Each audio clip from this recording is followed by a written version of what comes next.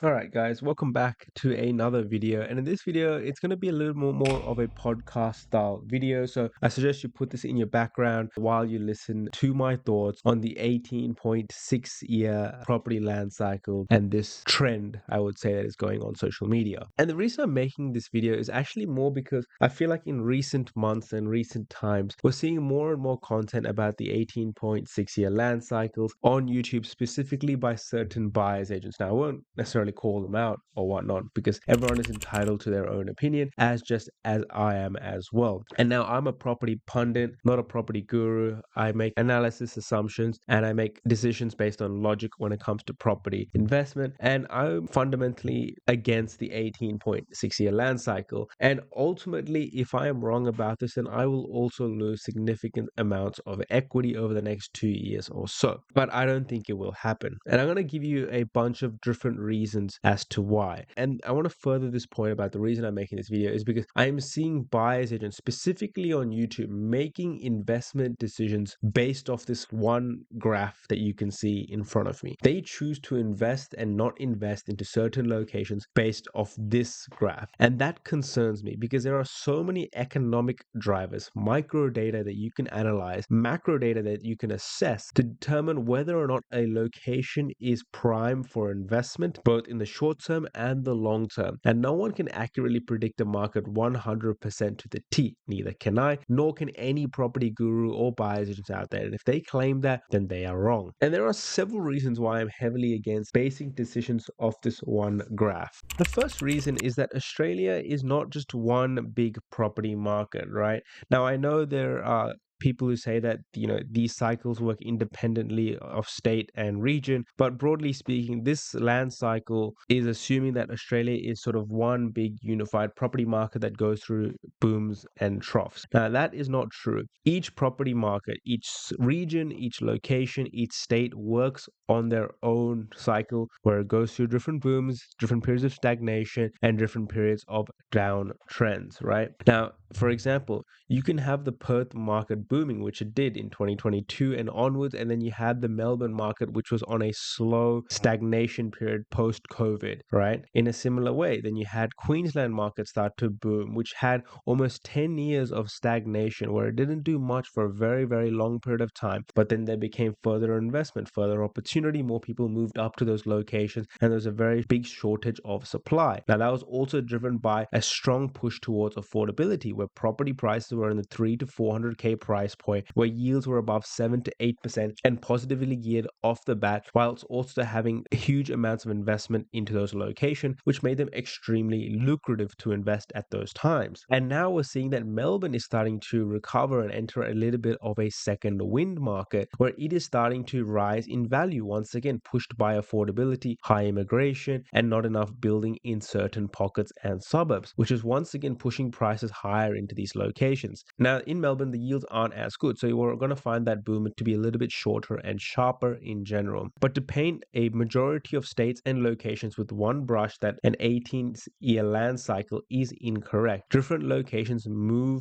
and grow at different times, right? And in the future, we're going to see where Perth may stagnate and other parts of the location, like South Australia, start to rise in value again. And in the same version, after the Melbourne boom happens, we will start to see a slowdown there and other parts start to recover as well. So the first flaw is that the 18-year land cycle often looks at Australia as one property market. Now, yes, I did mention that other BAs often separate and segregate them into their own cycle, but still overarchingly paint them with the 18-year land cycle. I think that is just essentially trying to fit the narrative where it fits their purpose, which I don't think is accurate. Now, the second one that I want to point out is population growth is now extreme, and this is partly driven by policy, high immigration, and the fact that people want to live in this country. Now, make no mistake, it is becoming harder and more expensive to live in this country, but people still want to live in Australia. And as long as that remains the case and immigration stays high, which it will because we need it to sustain the population of our country and provide taxes and sustain the overall jobs market. And the reason is because our fertility rate is low, so we will always continue to have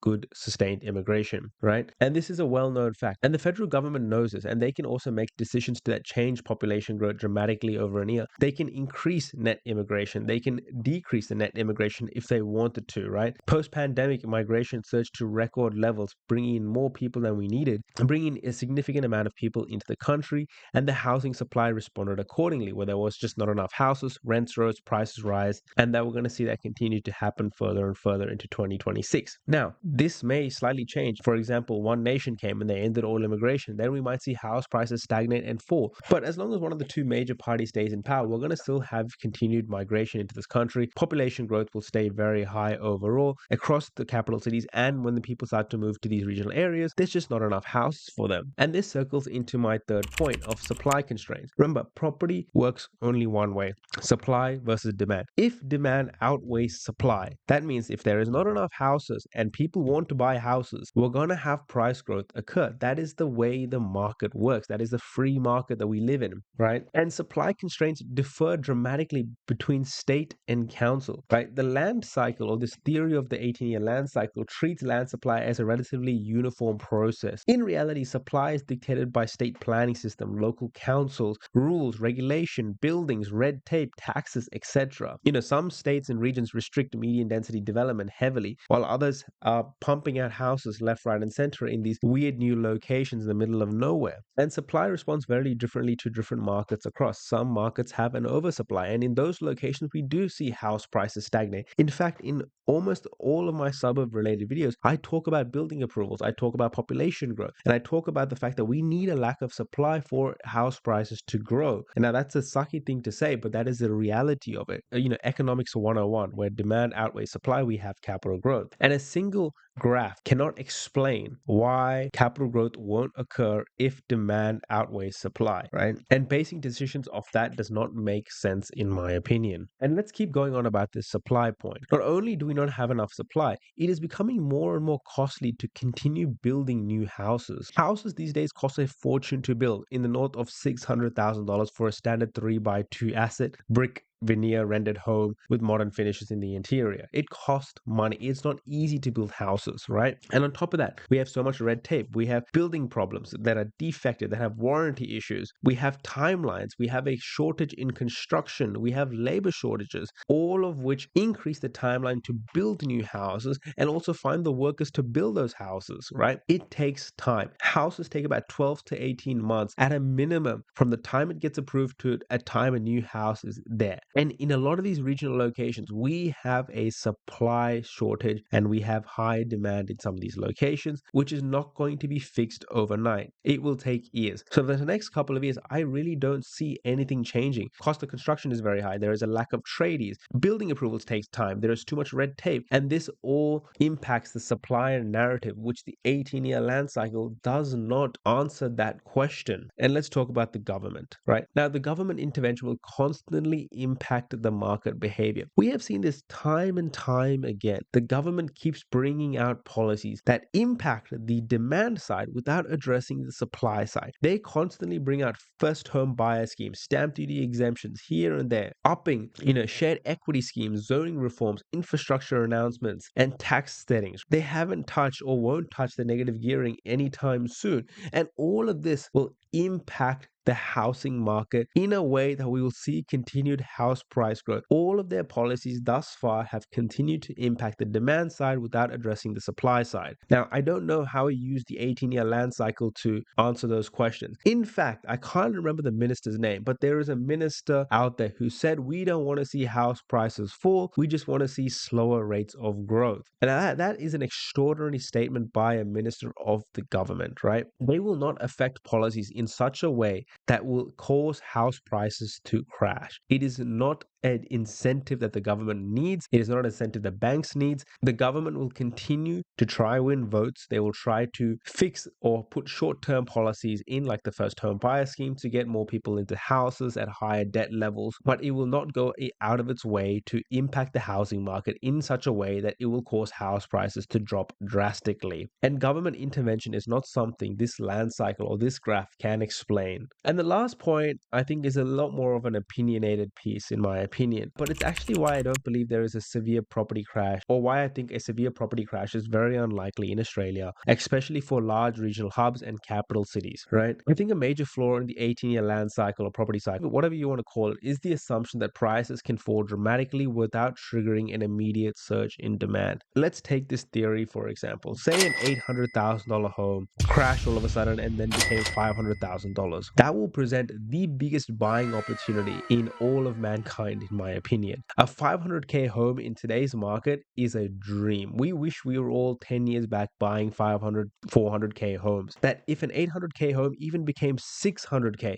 it will immediately bring in so many investors, so many first home buyers back into the market that they would snap this up within a second. And the reason is because people want to live in these areas. People want to live in Australia because we have a decent economy. We have jobs, we have safety, right? And as long as Australia remains a place that people want to live in, I don't see house prices drastically falling to levels of going from 800K to 400K. It's not something realistic, in my opinion, right? And I'm telling you, if they did, it will present the biggest buying opportunity. And you best believe I will be snapping up opportunities at 500K in big regional hubs once again. And I think this is often where the cycle ignores some of these parts, right? Australian housing demand is deep, it's persistent, and it's layered. There's a serious large pool of buyers sitting on cash, sitting on borrowing capacity, waiting for them to meet the affordability threshold, right? Waiting for even a modest price relief. There are so many speculators out there hoping that there is a crash happening, that if a small amount of the property price dropped in value, they would try snap it up. And I honestly believe that a sharp correction would immediately be met with renewed demand, which will naturally put a floor under prices if they were to drop. So for those of you who are waiting for prices to go from 800K to 400K,